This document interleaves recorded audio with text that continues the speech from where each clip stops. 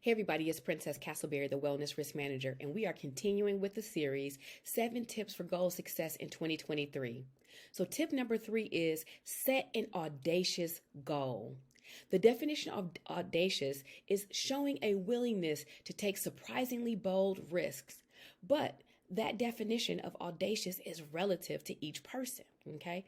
If you are someone like me who has challenged their thinking, pushed boundaries, and made big moves, being audacious could mean presenting and teaching on a global stage in front of 25,000 people, which is my goal for 2023.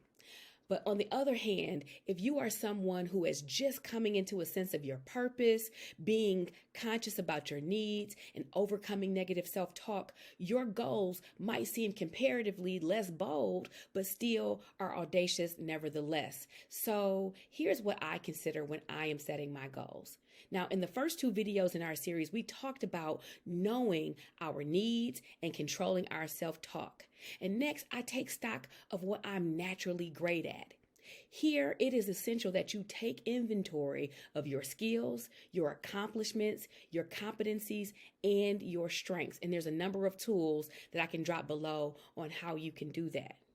Now, one thing I hear people say a lot of times is that they want to serve other people, that's what they're great at. I'm great at serving others. And while that sounds good, I always ask people to dig a little bit deeper into really identifying where their heart truly is, because while it sounds good and it is a wonderful thing that we want to serve others, that is seldom the root desire of your heart. It's usually, that one in particular is usually tied to wanting to feel valued for your contributions, your knowledge and expertise, and wanting to be relied upon. So I ask that you just take some time with your goals and make sure that you're not saying something that just sounds good, but is a real reflection of what you really want, no matter how big it is. And so the next thing I want you to do is to write your goal down like there's nobody over your shoulder. And to do that, we're going to leverage a common acronym called SMART, right? SMART traditionally stands for specific, measurable, attainable, realistic, and time-based. So we're going to use some of that, and then we're going to remix part of it. So I do believe that goals should be specific and measurable. So write down that goal again, like there's nobody over your shoulder, and don't play small. And if living in a pandemic has taught us anything, it is that the world is filled with as much opportunity as there is uncertainty, and that we have no time to waste. So now's not the time to think small or play small, but play big for yourselves, okay? So I do believe, again, that goals should be specific and measurable, okay, and what you want to achieve. For the A, I am less concerned, honestly, about my goals being attainable, and I'm more concerned about them being both action and attitude based. So when I write my goals, I document the actions that I'm going to take, and I do research on the actions that I need to take to get my goals accomplished, because sometimes we don't know all the steps. We don't know everything that we need to do, and we have to rely on research and different resources to figure out our action plan. But I also make sure that my goals are attitude based. I literally document what attitude am I going to need to get through this? And that attitude might be an attitude of shrewdness. It might be your courage or courageousness that I need to display to get something accomplished. Now, when we think about the R in SMART, I do want my goals to be relevant, but relevant to what? I'm looking for my goals to always be relevant to my overall life and career plan.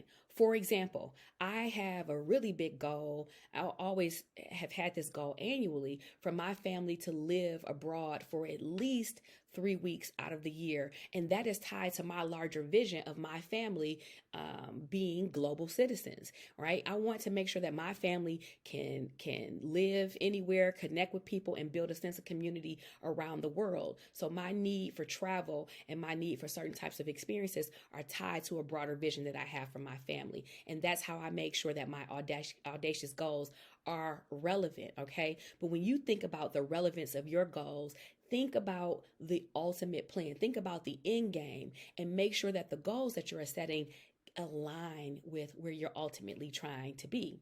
And last, we do make sure that our goals are time bound, okay? What is your targeted end date? Some of my goals I want to attain in the first quarter, second, third, fourth quarter of next year. Some of my goals are stretch goals that go deeper and longer into the future. So create a time bound metric for your goals. And you might not hit that goal, but having that date written down at least gives you something to aim for.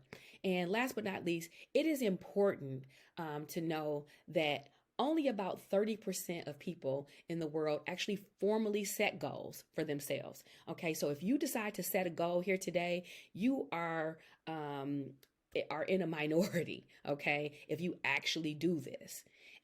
But so 30% of people formally set their goals, and only a fraction of those people actually move toward the actions, the attitude, the self-talk, and the support they need to actually achieve them. So I am, again, rooted in helping you find success in these goals. And I'm just sharing this information. You know, I'm not a life coach. And I'm not necessarily going into the life coaching business, but I want people to win. And so my goal for this series is to increase the number of people who take action to build their success. So I want you to keep listening to this series next week as I share ideas on how to build a mental vision for your success and how to build a risk management plan to actually protect your goals. Those will be the next two sessions. I will talk to you soon. Have a great weekend.